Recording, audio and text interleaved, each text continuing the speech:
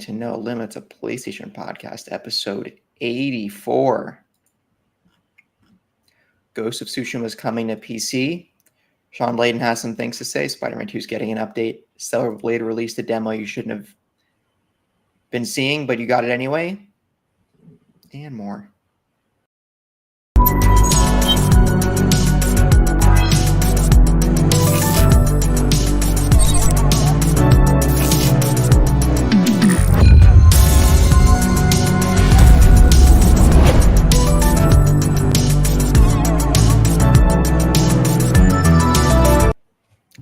Hello, everyone. Again, you're listening to No Limits, a PlayStation podcast, episode 84. I'm joined by my co-host, Sam, from the great land adjacent to Wales. Right? England's adjacent to Wales? Yeah. So, but you're probably not that close to the border. I mean, I'm closer than you probably think. Oh, all right. I'm going to go visit Sam in Wales then. No, sure. Right. Remember, you can find the video version of this podcast over on youtube.com/SaveTheGameMedia every Tuesday. While you're over there, make sure to subscribe to the channel. If you'd rather listen to audio, we are on all your favorite podcast services, and we would love it if you could leave us a review. It helps us grow, and we would love any feedback. If you want to support us and get early access to all Save the Game Media content, head over to patreon.com/SaveTheGameMedia and choose the tier that's right for you. Just like our current patrons did: Fabulous Brianna, Brianna's mom, Brianna's brother, Lindsay, Nikolai Knight, Cypher Primus, Brenton Myers, Marcus O'Neill, Lillian, Mimi J, David Hotwright, Dave Harp, the Xbox Expansion Pass, Pack Tom, Lee Navarro, and the Good Sir. Also, check out our Discord. Links are all in the show notes. How are we doing, Sam? That is an interesting question, Taylor. I'm surprisingly good, but I probably shouldn't be. I'm incredibly tired. That's mainly due to the fact, and neither of us were here last week, so we've actually done a complete reversal on last week, because last week was Bree and Kyle covering for us because we were both otherwise occupied. So I haven't been able to say that for the past month or so I have been working on Final Fantasy VII Rebirth. Oh, you traitor! You lied and said you couldn't. You'd never mentioned it before, Sam. Oh, I played the demo. Maybe I'll play the game. You played Taylor, dumb when we said, "Oh, you said the demo's pretty good." To be fair, I did play the demo because I had to write about it for IGN. But I was also playing the full game at the same time. But people say it's pretty good, apparently. Yeah, I mean, it's all right. Nothing special. It's only going to probably win Game of the Year, I would imagine. So you beat it without finishing the first title in the trilogy. Yes. I have. I think I've said this before. I have played the majority of Remake, but just never really finished it. It never really clicked with me. So I went into Rebirth, and I've obviously finished it. I've almost finished it twice. For the coverage I had to do. So if anybody listening happens to be playing Rebirth and uses the IGN guide, the entire full walkthrough of the main story is my work, as are every single boss guide, alongside a number of various miscellaneous how-to pages. Shameless plug. Indeed, you've got to do it. That it's certainly not been the biggest project I've ever done with IGN, because I still think Elden Ring takes that cake in terms of just the scope of that game and the usual FromSoftness of like you just having to figure stuff out and stumble across things and find it. Let's see if you got the DLC. So don't tempt fate. You speak that into existence. I seem to be getting most of the sort of Souls-likey games. I did Wolong last year, Mid. so probably. Mid Yeah, so Wolong. it's not been the biggest project, but it certainly felt one of the longest. Like it was just a glacial project because I had to, for a game this size, and you know how hyped it is, and particularly because I'm not that invested in the story and the characters. I had to make sure that everything I was writing was pinpoint accurate, and that like a character that I see pop up on the screen hasn't shown up somewhere else before that I don't know about. Because if I say this person introduces themselves as blah blah blah, and then somebody reads it and they're like, well, that was just a character from Intergrade, or you know, I had to be very careful. So it was a very slow burn of a project. I've gotten all of the work done now. Not officially signed off on it, but that means I have managed to take the last couple of days as a bit of a breather. Good. But I am going to be right back onto it with another thing that I can't talk about. No. Either later today or tomorrow, time of recording. So that's the way it goes. I like to keep busy, but yeah, I wasn't destined to have a little bit more breathing room this time, unfortunately. But yeah, like I'm okay. I'm relieved that it's done. I feel like a bit of a burden and a weight off my shoulders is gone, even though I'm sort of out of the frying pan and tossing myself into the proverbial fire. So yeah, obviously you didn't ask, but I've played a lot of Rebirth, as one would expect. I think I've totaled about 120 hours. That's 2 playthroughs. Across 2-ish playthroughs. Mainly main pathing it, but there's a lot of idle time. So don't take that as an indication. I think it is like just above 30 hours, I would say, if you mainline it. But I had to do some side content here and there for my coverage. The only other thing I've been playing that I can talk about is Pentiment. Oh, lovely. How was that? Yeah. Obviously, technically, I could have had access to it anytime I wanted because I do have a Series S off to the side right there. Did you buy them and you're playing on PlayStation 5? I am indeed, Taylor. You fanboy. Well, you know, it's just my preferred platform, Taylor, and You there's can't nothing say wrong with that. that. You can't say that. You can't have a preference and not have it be a war. Can't, Sam. Well, sharpen your pitchforks, light your pyres, because that's just the way it is. Yeah, no, I've admired Pentiment from afar, mainly just because I thought the art style was really cool. Like I didn't really, because I'm not that vested in the Xbox ecosystem, and I wasn't really paying attention because it was a definitive exclusive at the time. I was sort of like, I'm not going to really get around to playing it, but I like the way it looks. And then obviously it got announced for PlayStation, and I did a bit of digging, and then it was like, oh, it's like a murder mystery thing where you're kind of going around asking people questions and just building up relationships with people in this medieval town. And that's completely my deal, Taylor. I don't know if you know, but you know, I do rant and rave about stuff like Obra Dinn, and not that it's a murder mystery, but Chants of Sennaar as well. Like the deduction games are really my jam. I think I'm on record saying Pentiment looks like a game you would like. Yes, and big surprise, it is a game I like. It's very niche. Like it is very dry. It is a very, very, very dry game. It is almost entirely just dialogue, no voiced dialogue. It is just reading text bubbles as you wander around. And there are technically a couple of like really, really insignificant minor mini games that you do very infrequently, but the majority of the time you're just reading.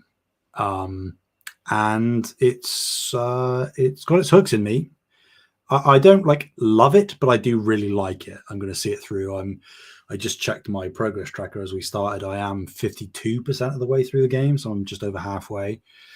And it's done a real good job of keeping me intrigued and pulling me along these narrative threads. So yes, that will hopefully over the next couple of days, as I dive into the next project, I will be able to wrap Pentiment up so that I can sort of clear the runway for when Hi-Fi Rush hits later this month, because I will also be diving into that. How are you, Taylor? What have you been playing? Hit me with it. I just ranted for like 5 minutes. No, that's fantastic. Love it. I've not been playing much, but I've been... Microsoft Flight Simulator still has its hooks on me, Sam. Yeah. And I actually haven't done much flying around this past week, but I've been learning tools for the game, watching YouTube tutorials and taking notes, navigation tools. So I'm going to call it, what have I been playing? I'm going to call it the hobby. It's really its own hobby, to be honest, of Microsoft Flight Simulator. The game has a companion, a free open, I don't know if it's, I think it's open source, free, anyone can download it, independent companion app called Little Navigation Map, where you have it on a second monitor, and while you're flying, you can set up your flight plan in this app, and while you're flying, you can look over to it as a visual of where you are on the GPS, or it's similar to, so real pilots use an app called ForeFlight, F-O-R-E, like before ForeFlight, or like Foresight, really, I think is the pun. But sure, which shows your plane, where your plane is, and they all have iPads, and it shows your position of the plane relative, superimposed on a navigational chart, whether it's for a sectional chart for a visual navigation or for an instrument chart. And it's just, it's a great navigation tool. And it's also a great flight plan tool to understand if I'm trying to get from point A to point B, what's my, from departure to destination, what's my top of climb altitude, what's my cruise altitude, when do I start descending, what's my descent altitudes, etc. And it's also great for group flying if we're going to different waypoints in multiplayer. And it's a great way to set up a plan. It's really a planning and navigation tool. So learning that, and that's been fun. I plan to actually start flying more this week. I haven't quite picked where I'm going to fly next, but I'm just learning the basics on my small Cessna. If listeners are familiar with a Cessna, it's a small propeller plane, single propeller plane. But yeah, I'm thinking maybe Papua New Guinea, mountainous regions there, maybe some mountainous regions across the U.S., maybe somewhere in Europe or Canada. I don't know. Still figuring that out. Maybe South America. That's the game has a photo. It's called photogrammetry. It's called photogrammetry, I believe, where it uses actual satellite data to create the terrain that you're flying on in real time. So it should be fun. And the world is your oyster. Right. That sort of thing. I often go in gaming phases. Like there is a time where I'm pretty sure all I did was play Smash for, I don't know, almost exclusively played Smash for a year of my life in college. And then I came back to PlayStation, was playing about a ton of that. Right now, Flight Simulator has taken the reins. So I have a plan to work my way up from a small plane all the way to an airliner, a jetliner, learning how to do correct ATC communication along the way. There's virtual air traffic control networks that you can join and, say, Papa Alpha Charlie on runway 9er, right, 20 knots, that sort of thing. Yeah. Click for take, yeah. And yeah, it's been fun getting into it. So I'm still doing that. And yeah, I haven't played anything else really. But the Steam Spring Sale starts this Thursday. And once you know it, Euro Truck Simulator 2 is another game I have my eyes on, Sam. I might be becoming a simulator junkie in the short term. I don't know. I've been interested in Europe also, and just the geography of Europe. I don't have a great understanding of. Euro Truck Sim 2 could be a fun way to explore that more. Yeah. So, yeah, I'm that guy. I still intend to get back to Control and Alan Wake 2. Restart my Control playthrough and continue that. with all its DLC onto Alan Wake 2. Still installed. Still in the cards. But Flight Sim has been it. Just more of aviation overall, learning more about it. So I'll wait patiently, there's so many things just chomping at the bit to talk to you about, Taylor, but I will wait patiently, like an alligator just below the surface of the water, waiting for you to just take a little sip, and then I'll leap up. The faintest whisper I hear of Alan Wake 2, or the faintest whisper I hear of maybe like a God of War Ragnarok Valhalla, and then right, it's also here on I the come. list. Yeah. Well, Sam, do you have any suggestions of where I should be flying? Where do you think would be a cool place to fly? Why don't you fly on over to my house, Taylor?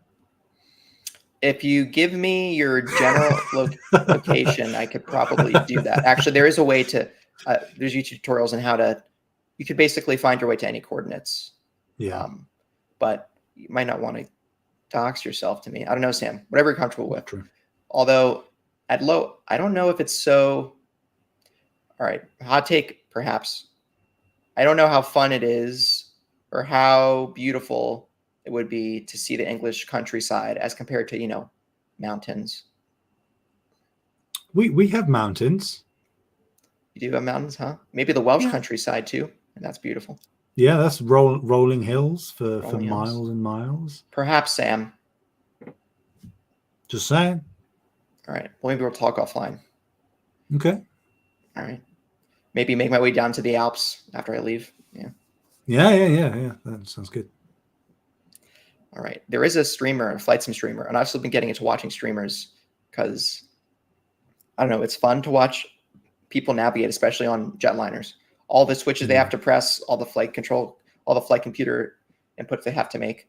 There's a streamer who's doing an around the world in 33 days project on a small plane, a Piper 260 aircraft.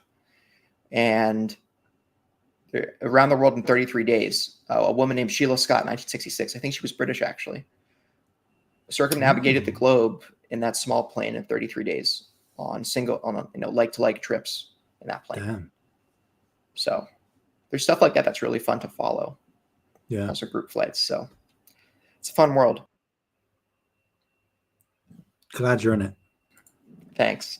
Maybe to the detriment of the listeners who want me to be playing more PlayStation games. For the record, all right? I was telling Sam before the show started. I'm carrying the deficit. Carrying the deficit. All right. Ghost of Tsushima 2, Spider-Man DLC, Spider-Man 2 DLC, Wolverine. I'm going to be there when it comes to exclusives.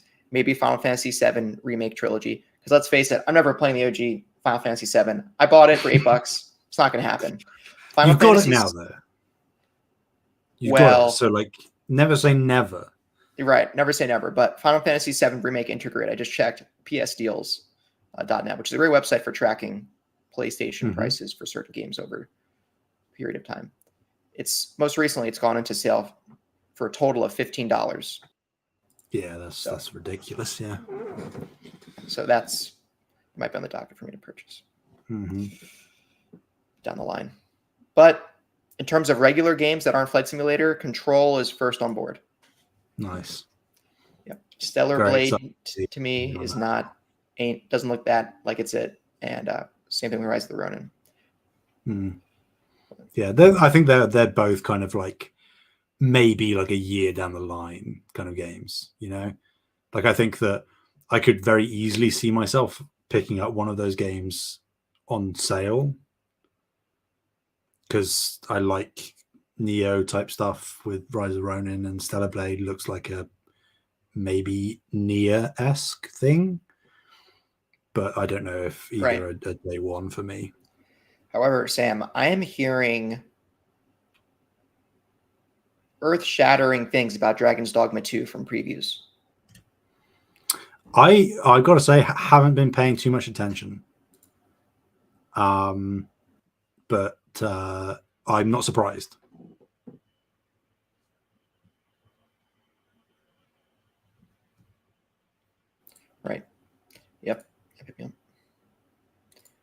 Whoa. Dragon's Dogma Dark Arisen is $4 on Fanatical right now. Oh God, Don't Taylor, do it, Taylor. you're spiraling. Don't do it, Taylor. Like this is the the devil and the angel on each shoulder when it comes to buying PC games, for cents on the dollar. Do it. Yep. Do it. Isn't that right, Toph? Toph. My mom calls my cat Toph because she's a boomer sometimes. Got to allow it, I suppose. Yeah. Anyway, we're not here to talk about boomers unless we're talking about Coach Boomer from Sky High. Oh, that was a weird call out. Played by Bruce Campbell, of course. Of course. His most famous role. What else is there? Right. Schmeevel Schmed, something like that. I don't know. Yeah. Don't think so. Anyway, I want to rewatch Evil Dead. Great film, great sequels. I need to watch Ash vs. Evil Dead. I refuse to watch the new Evil Dead in the 2013 Evil Dead remake because I'm a baby. Yeah, I heard that one was actually pretty good. You saw it, Sam. Oh, the new one, you mean? Yeah, the new one. Okay, yeah. Right. Anyway, first off, for the news this week, I figured get the bad news out of the way first. Mm-hmm. Deviation Games, creators of Deviation, the game. Just kidding, they never released a project. They have not released a project, and yet they're being shut down by Sony. So Deviation Games, which was the relatively new studio partnered with PlayStation, that was headed by Call of Duty veterans Jason Blundell, Dave Anthony, in 2020, has shut down just a few years after opening, saying its Sony collaboration would bring, quote, complete financial security at the time.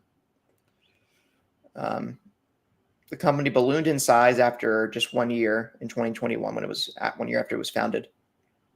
And they signed a contract to create an original series for publisher PlayStation that would have presumably been a console exclusive. Now the studio was shutting its doors without even announcing its first project. Its chief human resources and operations officer, Kirsty Stoll, wrote on LinkedIn, "I want to express my deepest gratitude to our entire team. Thank you for all your hard work, dedication, and contributors to Deviation. I'm incredibly grateful for the opportunity to have worked with each and every one of you." When Deviation Games first announced its shiny sign deal, co-founder Dave Anthony excitedly said that the match was absolutely mind-blowing because from day one of the studio, quote, "we have complete financial security for years and years to come." And now that's no more. This comes to us from Khan Siren at Games Radar. I am surprised and not surprised, Sam. I didn't expect this studio to be shut down until the wave of layoffs that was covered last week on Brianna's and Kyle's show in episode 83. In retrospect, I'm not surprised, but in the moment, I was surprised. I thought, in previous episodes, we thought Deviation was going to give the first-person shooter experience. It was going to be them and Bungie, but Deviation no more. And this kind of, I think, echoes what we saw from Hiroki Totoki a couple weeks ago, that he was paying more attention to profit margins and how to, quote, optimize the business, which is a fancy way for saying, where do we downsize where possible? Yeah. And they chose Deviation. Yeah, I think there has been some conflation going on. Like, I think there are some people, maybe fringes, but I have seen conversation talking about how, like, PlayStation have shut down another one of its studios. And, like, again, the key thing to keep in mind is Deviation Games was not acquired. It was not a first-party team. It was essentially a third party that was turned into a second party via a partnership, right? Oh, right. It was a partnership. I thought. Okay, sorry. So I said Sony shut it down, which is technically incorrect, but they're by proxy, I guess. By proxy, their independent ownership and all their funding came from PlayStation. My cat is knocking over my mic. If you can hear that sound. Yeah, it's fine. It's fine. We allow it. We roll. Sorry, listeners. Yeah. So, like, but regardless, it's still like a difficult, potentially disappointing thing to see. But there are so many ways that you could potentially view this, and because we don't have all of the information, there's no real way of knowing, and I doubt we ever will. But like, was Deviation obviously working on a first-person shooter from what we knew? And that, as if I remember the timeline correctly, that project was actually noted to have been cancelled a while back. But they were still Deviation Games were still working on something. It just wasn't clear if it was still in partnership with Sony. That's the timeline as far as I understand it. Regardless, they were working on a first-person shooter. You would probably also from that extrapolate that maybe it was going to be one of the live service games listed in the rota, that they put out, saying like, oh, we're going to have 6 or whatever, 12 initially, I think, and then they downscaled to 6. So maybe Sony got spooked and were like, we don't want to invest in all of this, even though we said we did, and they're backtracking. Maybe they saw the progress internally and it wasn't looking good from what they developed thus far. There's no real way of knowing. What I will say, and it's not noted here, but it is potentially a silver lining, is that I don't know the specific number, but there are a not insignificant number of Deviation developers, including Jason Blundell, the former head of Deviation, who are like known definitively 100% right now to be working within SIE. And from all indications, it almost seems like Sony right now have a currently unannounced new first-party studio. Because you go to any number of these people that used to work at Deviation, they are now listed just at SIE, which technically could be correct, but you don't really often see game developers shift into the management corporate side of things. So I think it's listed as SIE right now because there is a internal team that maybe doesn't have a name, might not ever have a name, or be more in line with like an ex-dev or something potentially. So I think that is something worthy of note, that obviously people have lost jobs here inevitably with the whole studio shutting down, but a lot of the talent has actually been over the past few months, past 6 months, I guess now ish, been roped back into Sony. So there's something going on there. We just don't know what.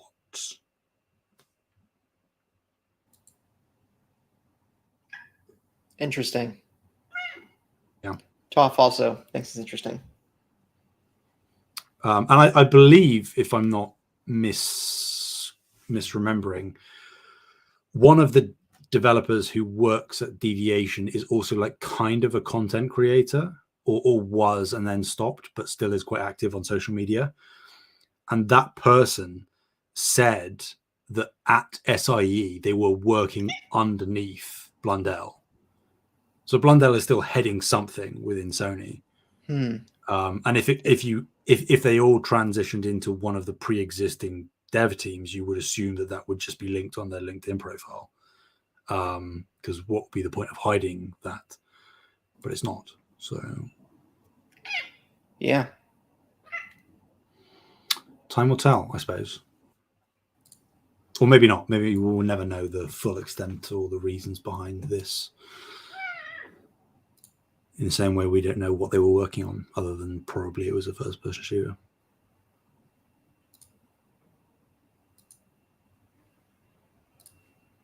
You know the person's name, the dev's name? I not off the top of my head. I could very easily Google it. It's okay. Let's see, Deviation dev, Jason Blundell comments.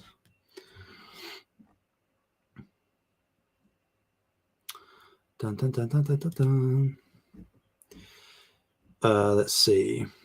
Whilst we're on the topic, Yes. JC Backfire. JC in capitals and then no caps Backfire. Shared a job update on his X/Twitter account. I'm reading from fandomwire.com. That says he is now working as a junior game designer at PlayStation Studios and added that he is working for Blundell. Wow. Quote, I've been wanting to say this for a while now, but now I finally can. I'm a junior game designer at PlayStation Studios and I work for Jason Blundell. End quote. Yeah. He has 300,000 subs on YouTube. Yeah. Looking at his YouTube channel now. So there is something going on here. Whether we ever find out what it is or whether they are just being pulled into the more support studio stuff. But I find it hard to believe that they'd bring in a Call of Duty veteran and make him run a team on something subsidiary and small. But what do I know? Interesting. Yeah. See, the table turns. Indeed. Got anything else to say, Taylor, or shall we move on? Nope. I just hope whatever game they make is... I know, Sam, they're going to make a new Killzone. You know, you almost took the words out of my mouth because that was running around in my head of if Guerrilla isn't going to do it, which they wouldn't at this point, why not? In the same way that, like, if somebody wanted to take a Resistance, maybe, you know, from Insomniac, let somebody else take that, you know, and maybe in the same way that Naughty Dog might not want to do an Uncharted, you could just get a different dev studio to take those IP and you can keep them going and have the new stuff. Just saying. Anyway. Right. The next story. Finally, 4 years essentially after its initial release, Ghost of Tsushima Director's Cut is finally coming to PC on May 16th this year. So the PC version of Ghost of Tsushima Director's Cut will include the full game, the Iki Island expansion, and the cooperative online multiplayer Legends mode. For the past year, the team at Nix's, which is Sony's internal first-party PC port studio, essentially, have been working hard to bring the Sucker Punch in-house engine technology to PC, as well as implement PC features such as unlocked frame rates, a variety of graphic settings and presets, and customizable mouse and keyboard controls. With Taylor's going to gawk at this, as is many people, I would hope, ultra-wide monitor support. You can take in the expansive terrain and ancient landmarks with a cinematic field of view. Ghost of Tsushima Director's Cut on PC is fully optimized for 21:9 and 32:9 resolutions, and even supports 48:9 resolutions for triple monitor setups. Jesus Christ, Taylor, can you imagine? Sam, I don't have an ultra wide, all right? I'm just saying. Yeah, I'm just I know. saying, It would be amazing. Sam, join the PC world. Come on. No, Taylor. No, don't tempt me. You do it. You put the devil on my shoulder. It's just you're the snake actually in the garden of... Actually, what? If there's a world where Sony games day and day release on PC, would you still stick with the console? Yes. Yeah, I figured that. Yeah. Anyway, if there's a console option, I will be there. If there isn't, then of course I'll transition to PC. But I just like the ease of use. I know I can technically get a better experience across the board on PC. I know that, but I'm willing to compromise on that for the ease of use on the whole.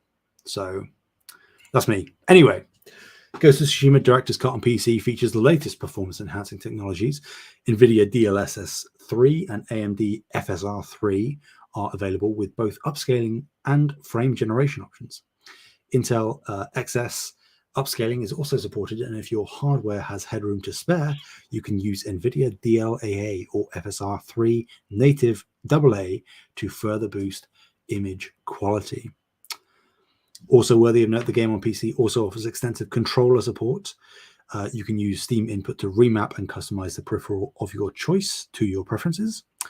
For a more immersive experience, you can also, as you would expect, use a PlayStation DualSense controller, which will include the haptic feedback and adaptive triggers so that you can, quote, feel the extension of drawing a bow and the strikes of your sword. For those interested, you can now wishlist and pre-purchase Ghost of Tsushima Director's Cut now on both Steam and the Epic Game Store. And if you pre-purchase the game, you'll get access to a variety of early in-game unlocks when the game releases. These include the New Game Plus horse, the Traveler's Attire outfit, and the broken armor dies from Baku's shop. This is all coming to us from Julian Hugebrechts from Nix's Software. Julian certainly sounds Nordic, huh? Yes, indeed. Anyway, please be excited. Yeah, it's the last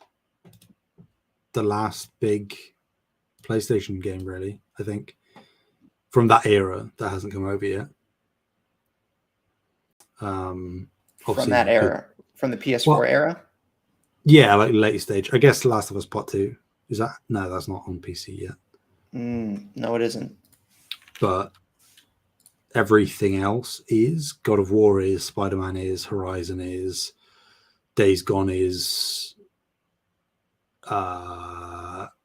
Ratchet and Clank. I mean, I know we're getting further ahead now, but Ratchet and Clank is. Miles Morales is. I guess Demon Souls isn't, but that was exclusive. Yeah, true. So yeah, I think Ghost and Last of Us Part 2 are the only ones really lingering behind. And let's be honest, I would say of the two, Ghost would probably be the more enticing option for PC players. Yes, it's a very pretty game already. Yeah. And I can only imagine the kind of ludicrous stuff you can do to that game to make it look even better with PC support. Ultra wide alone is like just the concept of being able to stand up on one of those mountaintops and just look at the whole of Tsushima Island rolling out in front of you. Still not going to tempt me. I'm staying with my consoles, but just pointing it out. PS5 Pro, Sam? Depends. Like I haven't been a Pro guy. I didn't get the PS4 Pro. Didn't really. I stuck with my base PS3 back in the day. I didn't upgrade. So they'd have to do something very impressive, or a game would have to come out that is like definitively, objectively, very, very, very clearly better on the Pro. And I don't even think something like GTA 6 is going to do that because I'm not a GTA guy. But if Wolverine comes out and it's like, yo, it can do this and this and this and this on the Pro, that you just aren't going to get the same experience, then maybe that could sway me.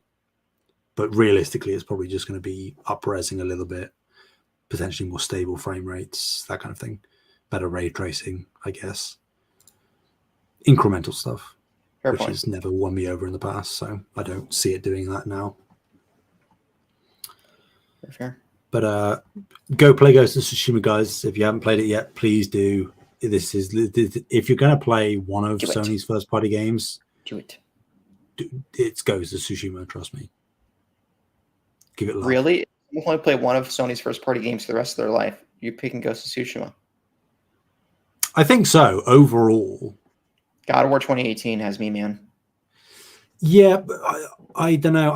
I think the restrictions that are in place in terms of its game design, making it far more linear than something like Ghost is. Okay. I see overall, I think that if you are to pick one game, and like you have multiple approaches, you can be the samurai or you can be the ghost in every scenario encounter you go to. One thing I will say before we move on, actually, like it's not technically part of this story. Not that either of us certainly expected anything different, but I would say this director's cut coming this year to PC practically guarantees that at the next showcase, presumably this summer, God forbid if they don't do one this year, Jesus Christ, we're going to see Ghost 2. Like, formal reveal. I wouldn't be surprised if it's also a gameplay trailer to some extent.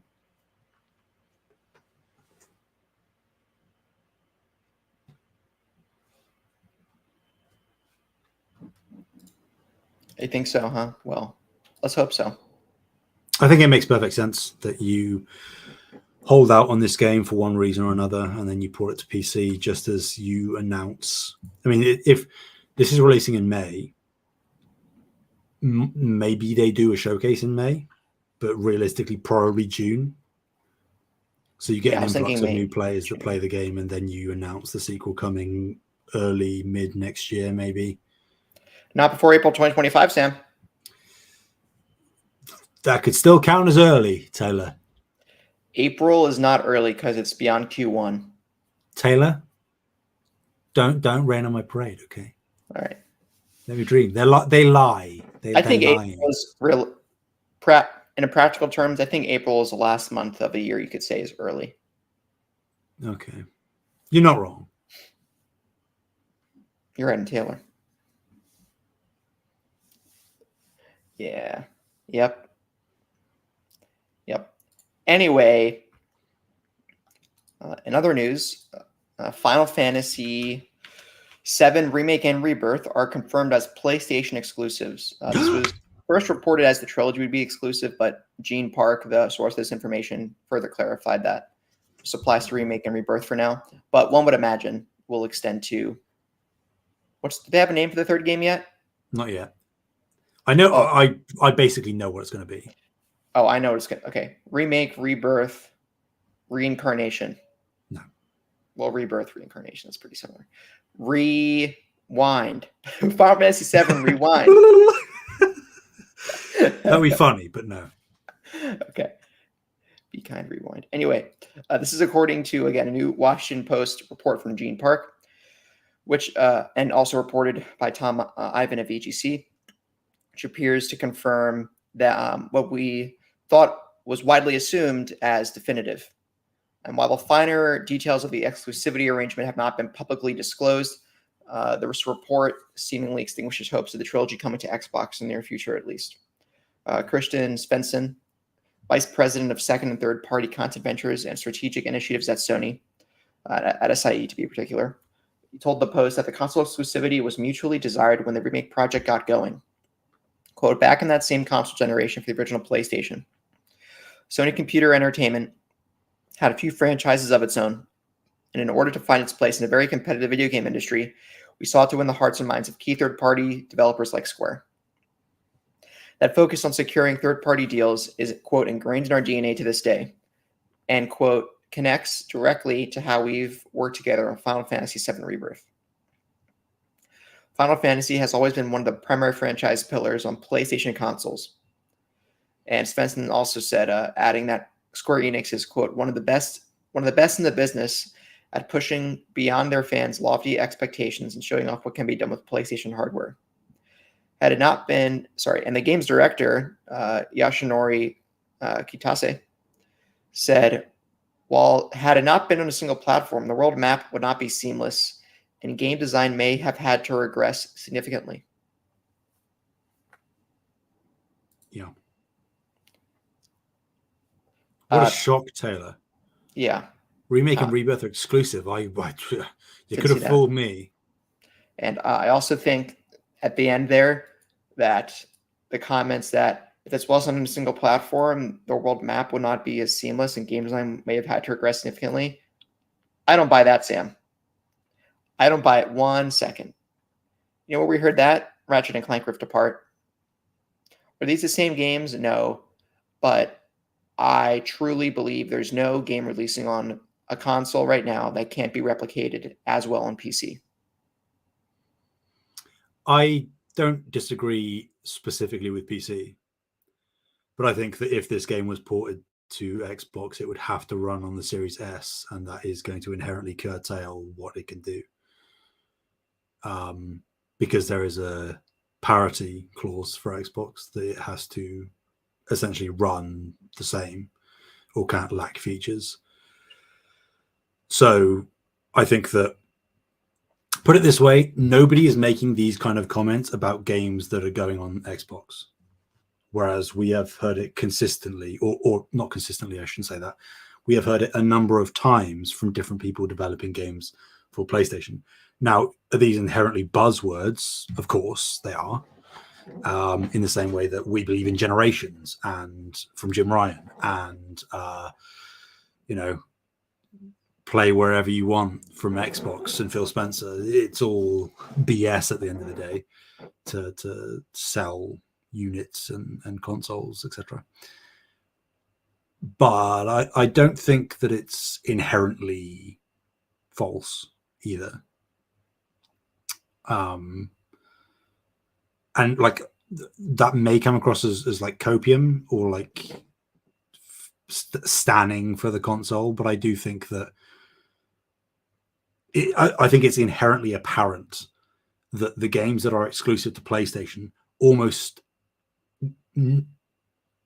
objectively across the board definitively are of a higher quality than games that are elsewhere.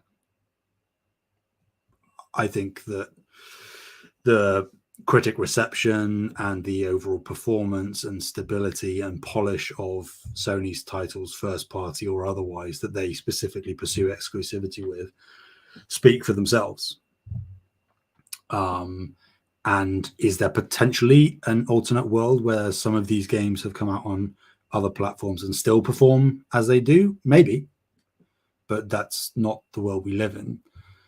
And the objective reality is that there are definitive differences in power between these different consoles. The SSD in the PlayStation 5 is not demonstrably better necessarily, but far more optimized than the Xbox is.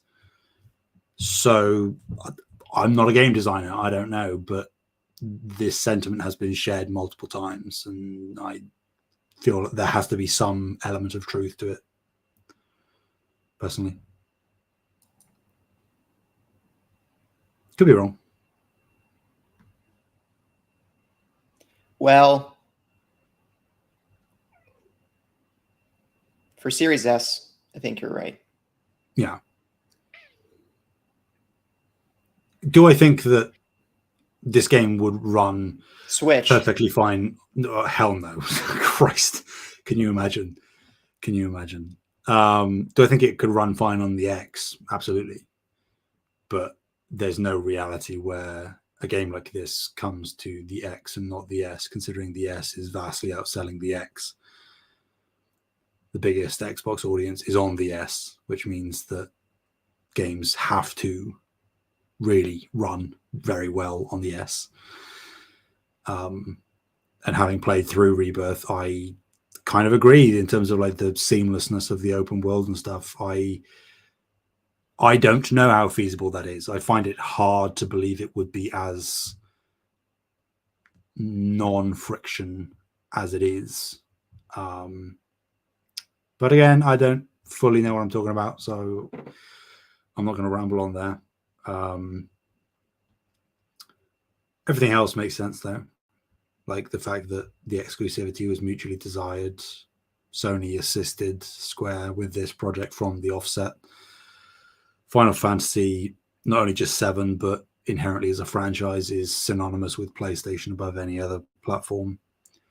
7 arguably defined the PlayStation 1 era and changed games overall.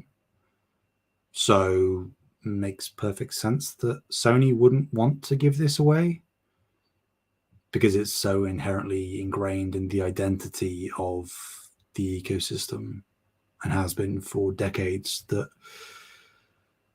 if they're going to keep their claws in one game, it would make perfect sense that it would be Final Fantasy VII.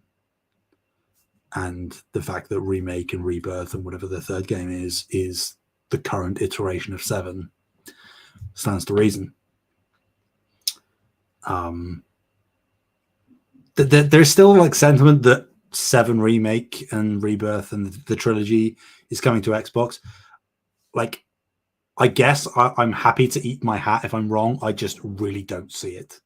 I see it happening. I see it eventually. Like the Final Fantasy 10, 10x2, 10-2 remasters, that sort of thing. Like 10 to 15 years down the line, 20 years down the line, I think I could see it. Granted, those were remakes of an original Final Fantasy game, not remasters or the original that's being ported over. Because the original Final Fantasy VII already exists on Xbox, right? Yeah. As a port. But I think Sony is going to be fine letting go of something like Final Fantasy 16. I think that will come to Xbox. Good game. Hell yeah. I'd shake your hand if you were here, Good comment. I'm glad you concur. Oh, I'd shake your hand, all right. Oh blimey. The Patreon for that. Anyway. For the BTS. Yeah, I don't know.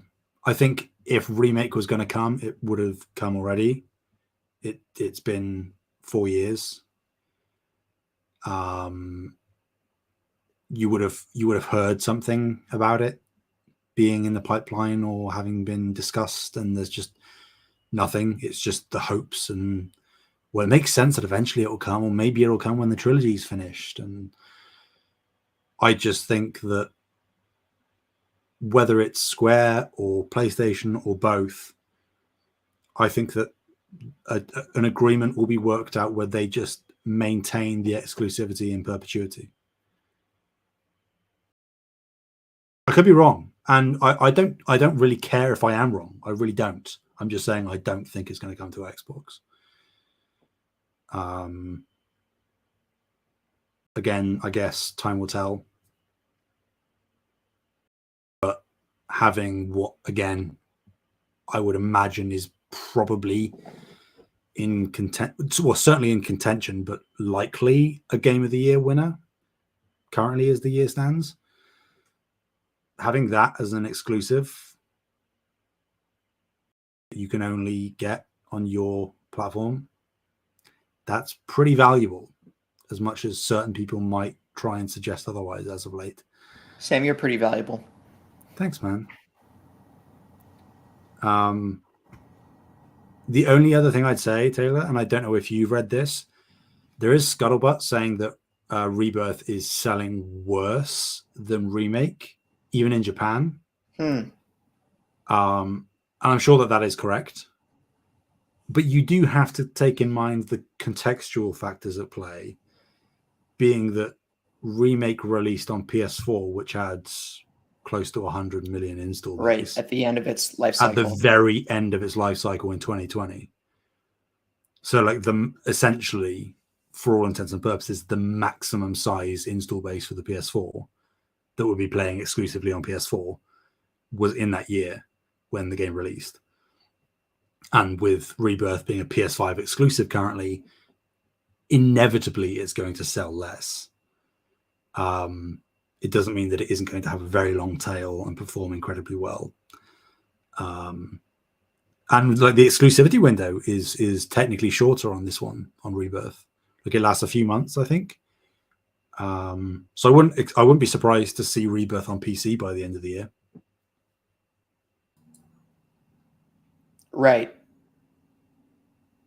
Yeah, on the Epic Store, they got that exclusivity deal again.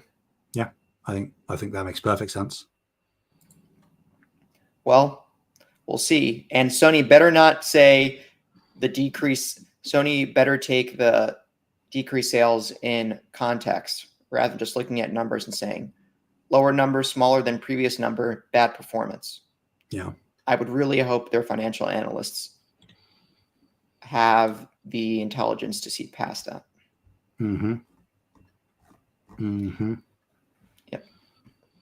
Yep. Awesome. Good stuff. Speaking of exclusivity, Taylor, I'm talking some more because I'm now reading this story. You dog, you. Yeah. I'll kick it over to you though, because I feel like I've heard my voice a lot. Shawn Layden, former PlayStation CEO, now Tencent advisor. He did a recent interview on the What's Up PlayStation podcast, where he spoke on the importance of first-party games and their function within the games market. He said, quote, "Exclusivity will always be important. It helps focus and highlight the features of your platform. What can you do here technically that you can't do here someplace else?" End quote. He continued, "But as your platform becomes established as the market recognizes where you sit in that pantheon, But as your platform becomes established as the market recognizes where you sit in that pantheon of gaming options, I think the necessity of exclusivity becomes a little bit less." End quote. In a recent published interview with GamesBeat, the former PlayStation frontman described the ballooning budgets of first-party games as their, quote, "Achilles heel." When your costs for a game exceed 200 million, exclusivity is your Achilles heel, Layden told GamesBeat. Quote, "It reduces your addressable market, particularly when you're in the world of live service gaming or free-to-play. Another platform is just another way of opening the funnel, getting more people in." End quote.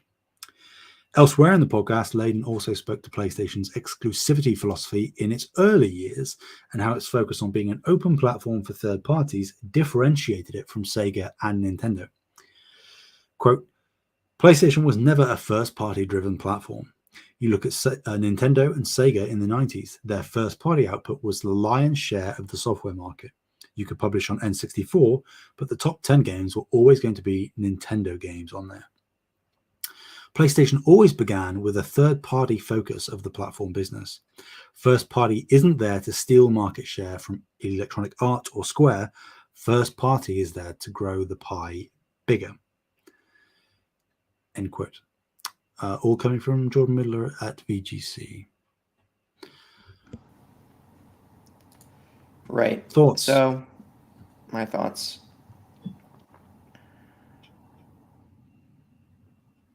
I think. What do I think? What do you think? I agree with his comments about, right, exclusivity is your Achilles heel when your game budgets are getting to 200 million and above. Mm-hmm. I thought was so overall, I think I'm in agreement. What I thought was most interesting was the last statement. First party isn't there to steal market share from Electronic Arts or Square. First party is there to grow the pie bigger. So I think in this he's referencing that first party exclusives benefit everyone because it brings more people to gaming, which brings more people to the gaming market, which ultimately does benefit these third party devs because they have a higher install base to market their games to. And therefore, the third parties are therefore more inclined to continue partnerships with said platform. Whoops, that was a massive burp, Sam. That is getting edited out. What time is it? 58. I don't know. Leave it in. And you know, nope, the chaos is all. I'm there for it. Leaving that out. If I leave this in, listeners spank me. All right.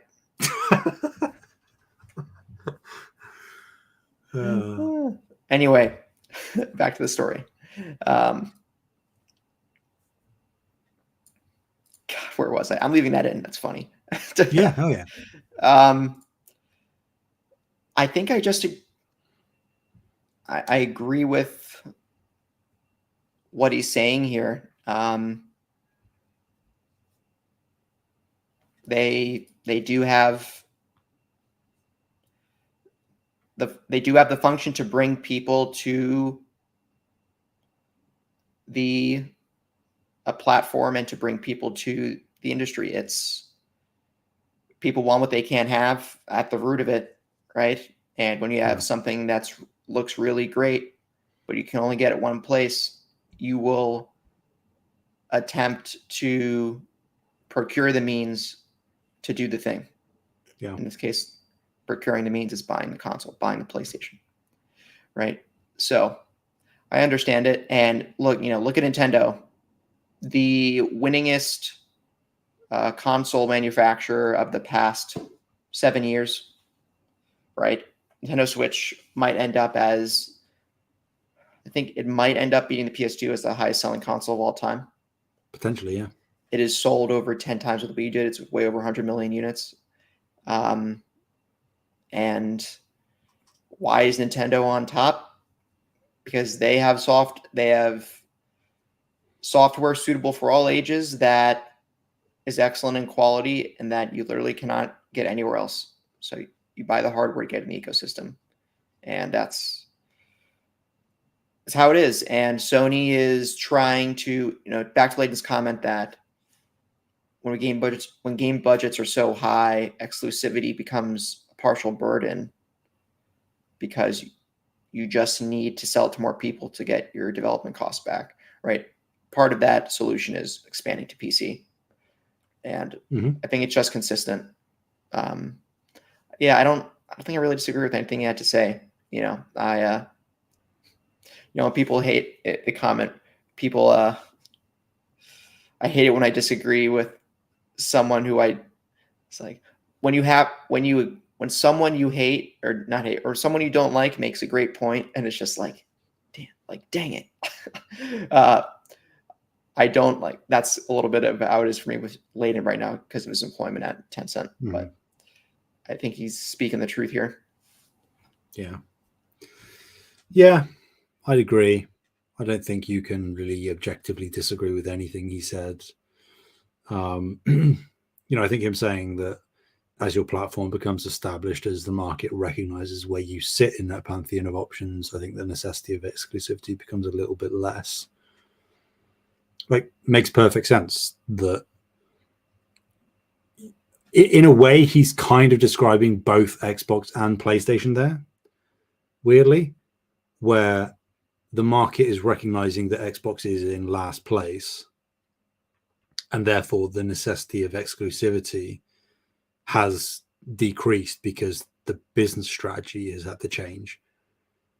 Whereas with PlayStation, they've established themselves as the market leader in the high fidelity traditional console space anyway. And they have become synonymous with high quality, big AAA games that you can't get anywhere else.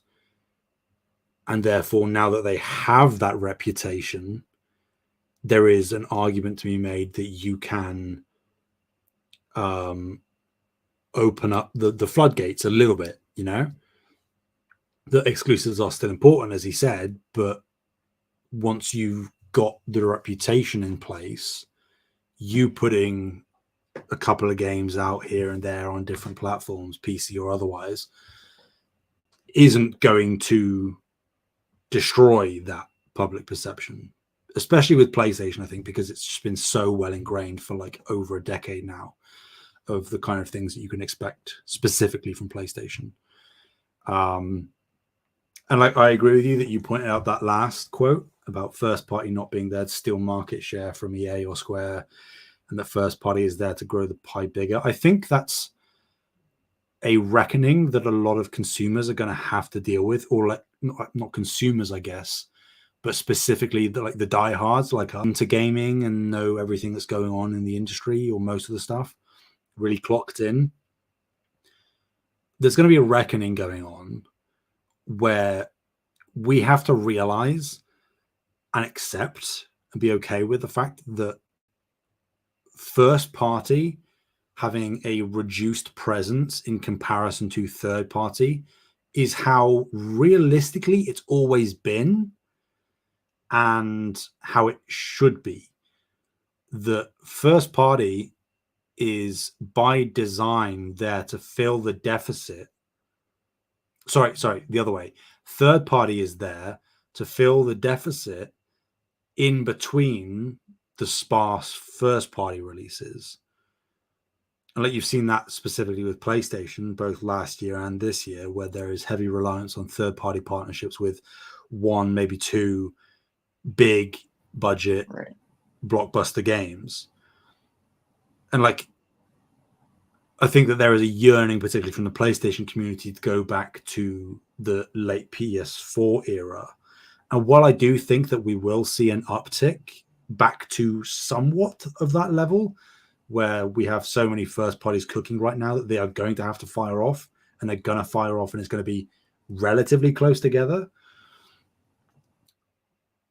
I just don't think. I think that was a fluke. It was just the dice landed in a very particular way, and it meant that we felt like we were just getting banger after banger after banger after banger, and we were for a number of years there towards the end of the PS4 life cycle. And I just maybe think that people, particularly PlayStation players, got a bit privileged and felt that that was going to become the new normal in those years. And that's just not how things work. That's just not how it is.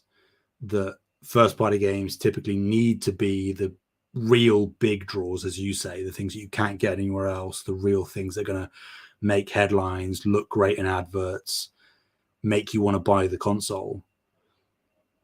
But the real meat and potatoes, the majority of the time, the majority of the games that all of us are playing are third-party games. Yep, passive income stream for the manufacturer. Exactly. Yeah. So as much as we are all, as you say, you're going to come back for Wolverine, you're going to come back for Spider-Man DLC or Ghost 2. Of course we are. That's what we're all here for. But realistically, the thing that keeps us here is the third party. That's what sustains it and actually is the lifeblood of these ecosystems, because without it, putting out the first party output that we would like to see is completely unsustainable, even more so than it already is unsustainable. So I think that there's just going to have to be a gear shift in the way that people perceive the industry and how a better management of expectations. And I think that that's really the crux of it. I think if we manage that as an industry, as a culture, as a community, I really think that a lot of the problems and vitriol that we're seeing is going to die down pretty rapidly. Well said. Guys, just enjoy video games, right? Play some video games. As PSVG, friends of the show say, PSVG stands for play some video games. Mm-hmm. Just so Johnny from PSVG has a motto, and he's like, when all the FTC stuff was flying around, he's like, guys, can we just shut up and just say four words? He says, make good video games, or I guess 3 words if you consider video games 1 word. Make good video games. He's like, all right, that's it. I quit. Just make good video games and I'll play them. Bye. And he's like, yeah. Uh-huh. Anyway, that's the part of the rub of capitalism, right? It's how do we extract the most profit, blah, blah, blah. The funny thing is, you do just fine, and most times the best strategy, just make the quality product. Everything else falls into place. Toph agrees. Toph does agree. Isn't that right, Toph? Yeah. Toph, say something. Oh, she's being all silent on me. Ow. Well, back to some more lighthearted news. The new update for Spider-Man 2 is out. Wait, is it out? Yeah, it's live. It is live at the time of recording. It is. And it includes ultimate levels, gold gadgets, mission replay, and more. So this came to us from Insomniac, an update with all the new features. I guess going down the list, it's part of the update that's live now. We have ultimate levels for leveling up, not levels where you play like a Mario game, which is how I initially read this back when they announced this in the first place, where you can go beyond the base game, level cap, and new game plus. Ultimate levels are not tied to any difficulty. Oh, that is interesting to me. I initially interpreted this also as ultimate being a difficulty setting. Nope. Maybe that would be spectacular. Yeah. Yeah. Or, yeah, whatever the top setting would be.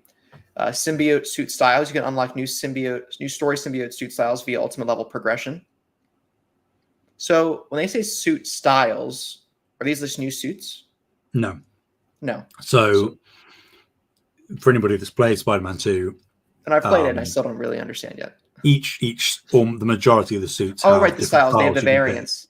Right. Well, in the base game before this update, the symbiote suits that were in the game didn't have, or the story related ones for Peter didn't have alternates. Didn't have suit styles.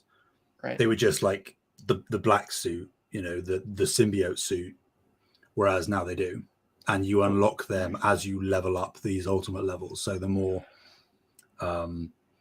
additional content you do, or the New Game Plus run that you play, as you earn XP and go beyond level 60, you'll reach landmarks, as you typically do, like unlocking new suits in the base game. Right. But you'll unlock these suit styles instead. Gotcha.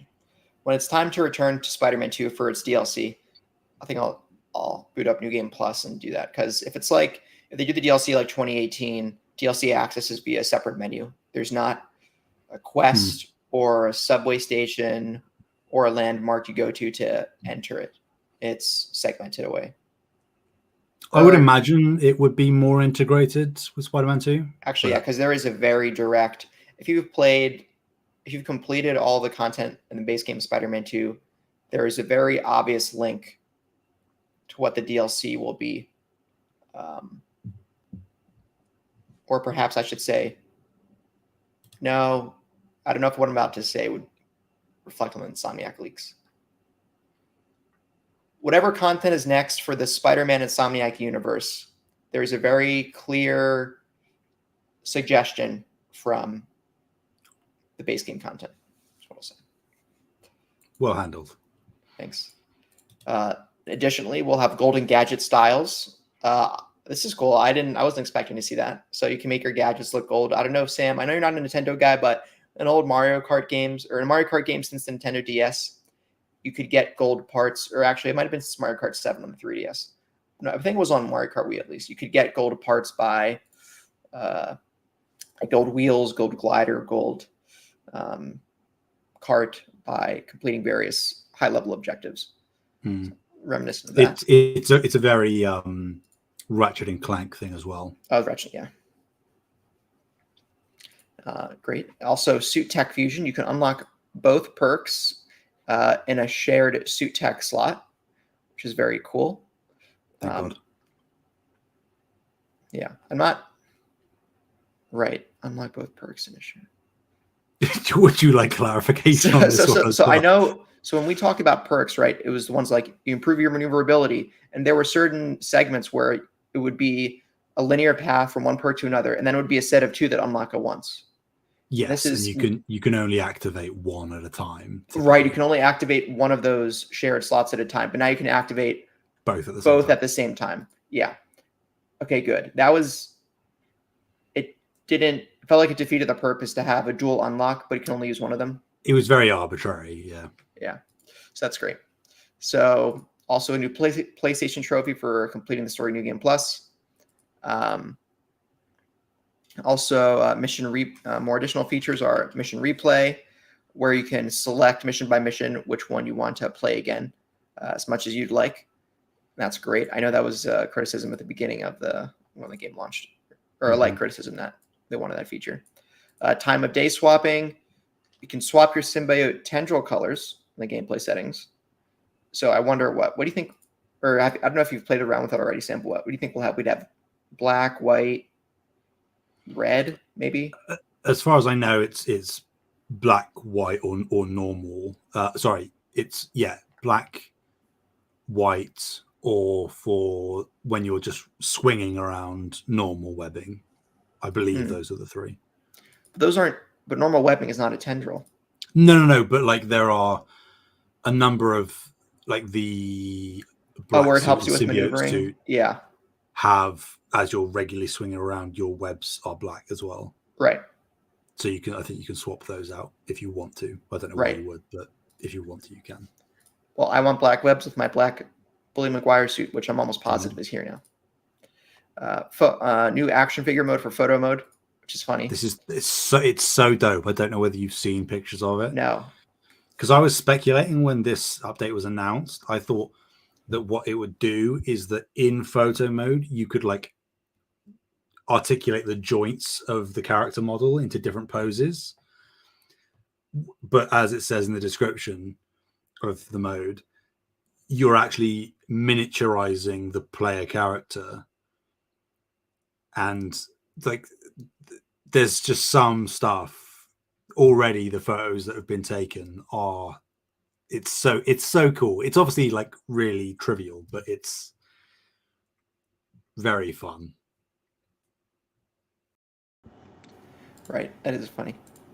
Also adding stickers where you can decorate your photos with new stickers. And again, the Hellfire Gala or Gala suits and the Game Head Flying Fresh suit pack that we discussed on previous shows are live. Also, new accessibility options, including audio descriptions, where a narrator will describe key visuals and actions during cinematics.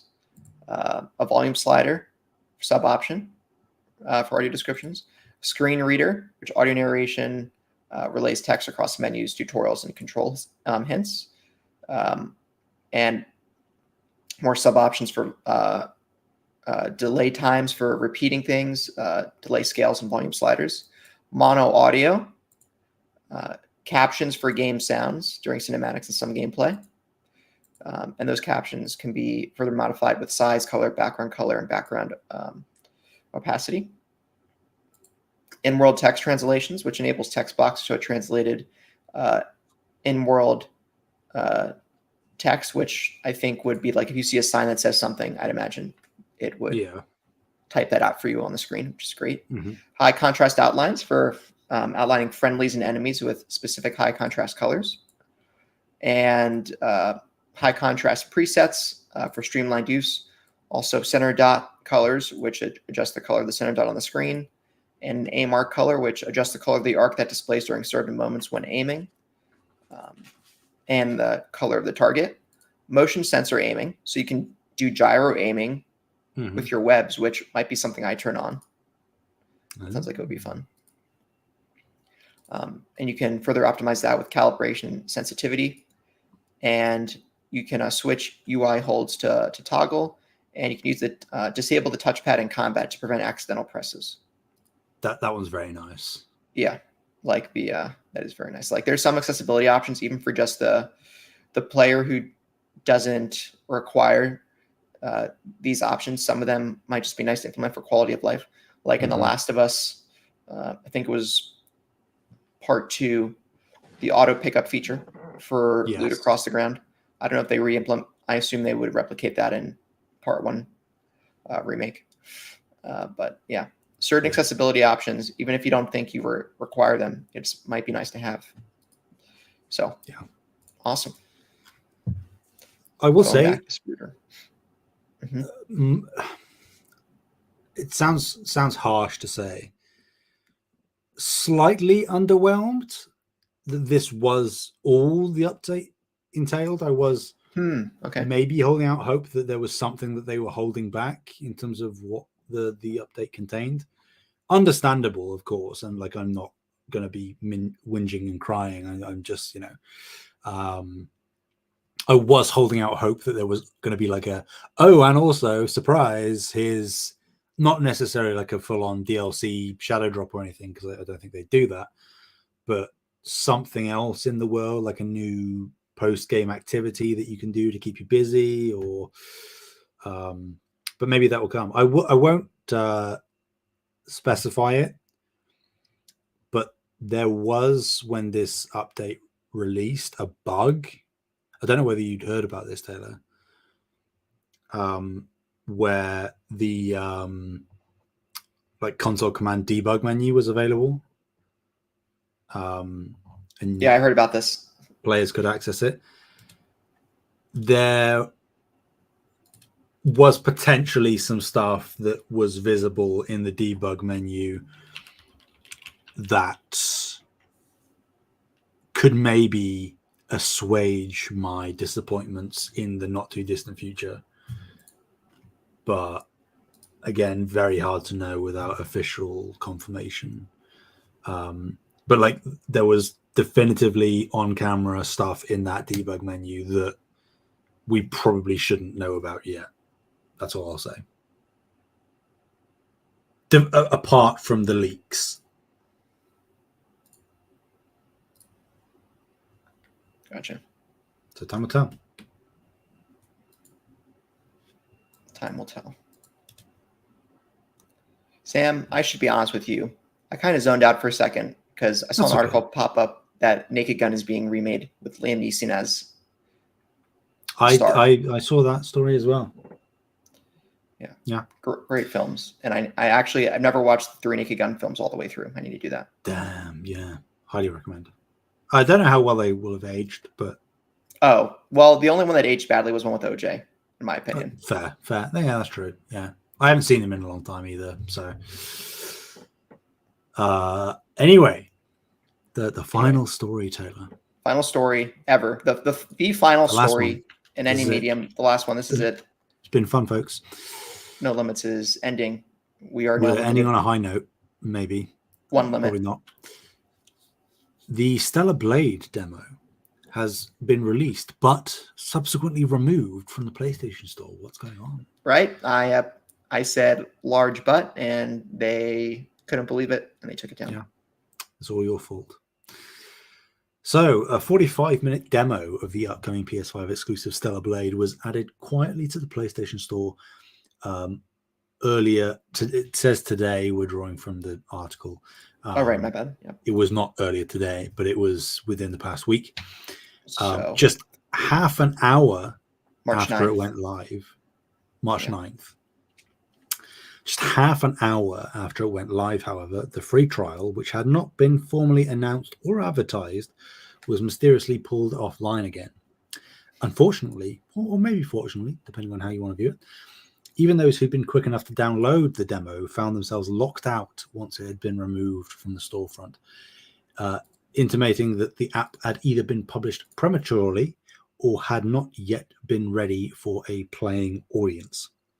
The swift deletion wasn't quick enough, though, as some players not only managed to reach the end before being locked out, but they also managed to record their playthrough too. Players' initial sentiments seem to suggest that the game is decent.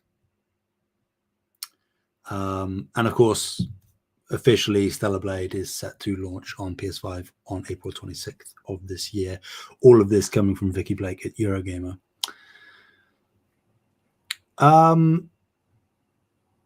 Not surprised that there's a demo. I think that PlayStation in particular have been doing pretty well at that with the game trials as of late. Weird that, like, I don't remember ever seeing a thing where one was released early with no indication that it was coming at all, and it just shows up and then is taken down very quickly.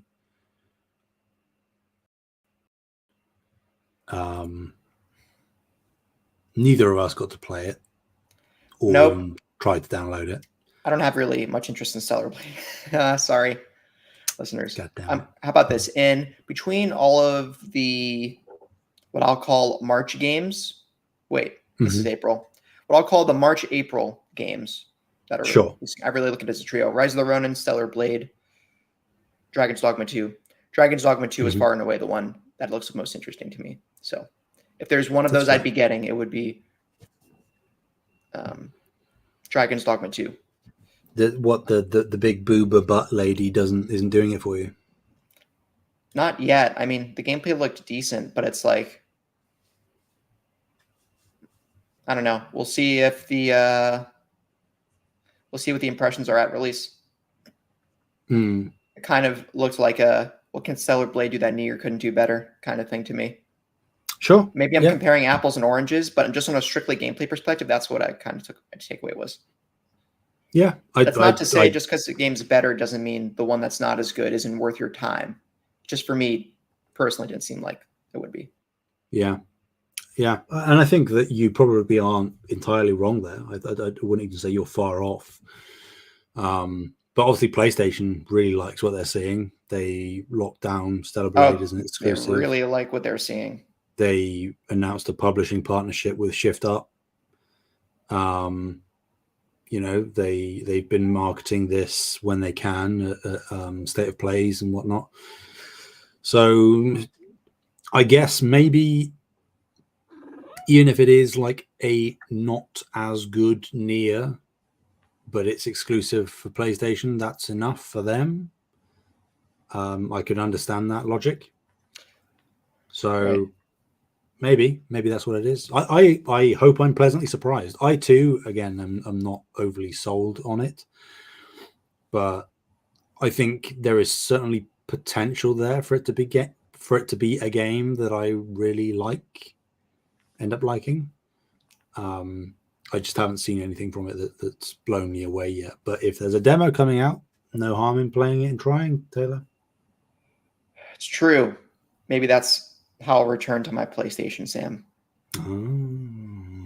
Okay. Nah, maybe. Nah.